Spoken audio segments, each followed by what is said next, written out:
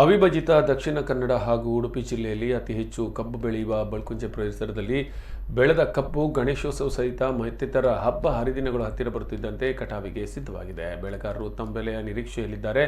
ದಕ್ಷಿಣ ಕನ್ನಡ ಜಿಲ್ಲೆಯಲ್ಲಿ ಬಳ್ಕುಂಜೆ, ಉಳ್ಳೆಪಾಡಿ, ಕವತ್ತಾರು ಪ್ರದೇಶದ ಸುಮಾರು 25 ಎಕರೆ ಪ್ರದೇಶದಲ್ಲಿ ಬೆಳೆಗಾರರು ಕಬ್ಬು ಬೆಳೆಯುತ್ತಿದ್ದು, ಕಳೆದ 2 ವರ್ಷಗಳಲ್ಲಿ ಕೊರೋನಾ ಕಾರಣದಿಂದ ಬೆಳೆಗಾರರು ನಷ್ಟ ಅನುಭವಿಸಿದರು. ಈ ಬಾರಿ ಮತ್ತೆ ಕೊರೋನಾ ಸಂಕಟ ಕಳೆದು ಹಬ್ಬ ಹರಿದಿನಗಳು ಎಂದಿನಂತೆ ನಡೀತಾ ಇವೆ. ಈ ಹಿನ್ನೆಲೆಯಲ್ಲಿ ಕಬ್ಬು ಬೆಳೆಗಾರರ ಮುಖದಲ್ಲಿ ಸಂತಸ ಮೂಡಿದೆ.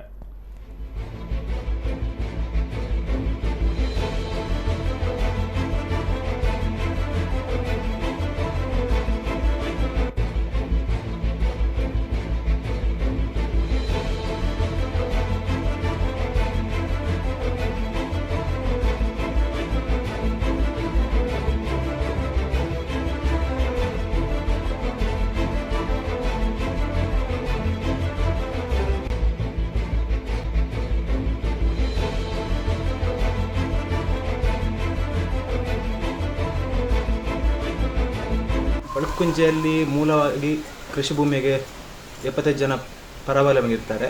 ಸೊ ಇಲ್ಲಿ ಕಬ್ಬು ಬೆಳೆ ಜಾಸ್ತಿ. ಇಲ್ಲಿ ಒಂದು ಬಳ್ಕುಂಜೆ ಗ್ರಾಮದಲ್ಲಿ ಒಂದು 75 ಕುಟುಂಬಗಳು ಕಬ್ಬು ಬೆಳೆಯನ್ನು ಮಾಡ್ತಾರೆ. ಒಂದು 3.5 ಲಕ್ಷ ತನಕ ಕಬ್ಬು ಬೆಳೆ ಆಗುತ್ತೆ. ಉಡುಪಿ ದಕ್ಷಿಣ ಕನ್ನಡ ಜಿಲ್ಲೆಗೆ ಇಲ್ಲಿಂದಲೇ ಕಬ್ಬು ಜಾಸ್ತಿಯಾಗಿ ಹೋಗುತ್ತೆ.